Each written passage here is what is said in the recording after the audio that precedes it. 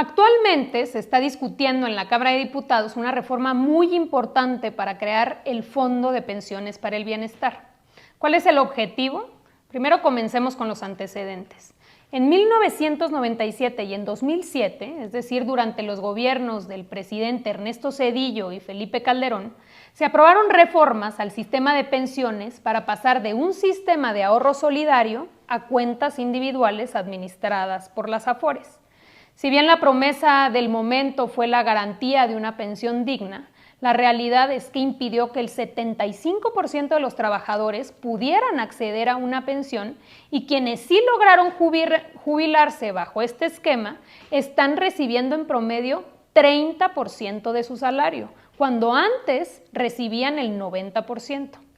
Es por eso que en 2020, a propuesta del presidente López Obrador, se aprobó una reforma que fundamentalmente cambió en tres cosas. Primero, se redujeron las semanas de cotización necesarias para poder acceder a una pensión de 1,250 a 750 con incrementos paulatinos hasta llegar a 1,000. Número 2, se incrementó la cuota patronal de forma progresiva para pasar de una aportación del 5% hasta llegar al 13% en 2030.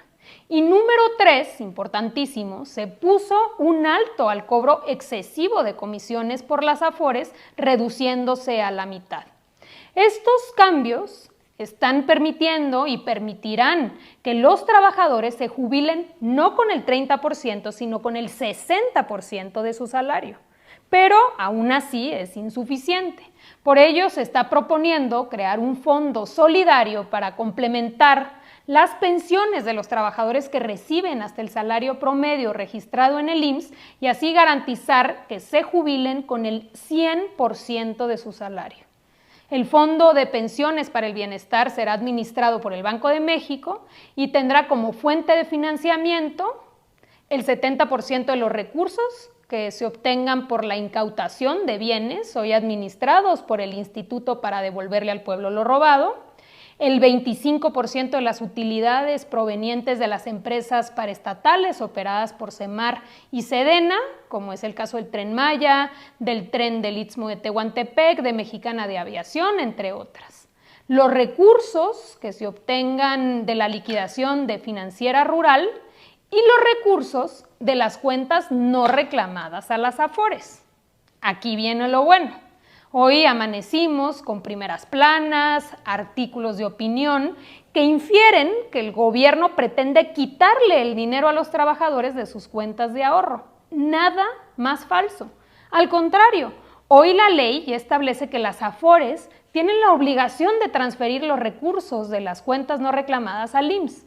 Lo cierto es que no lo hacen y han interpretado esta norma como han querido para beneficiarse de los rendimientos.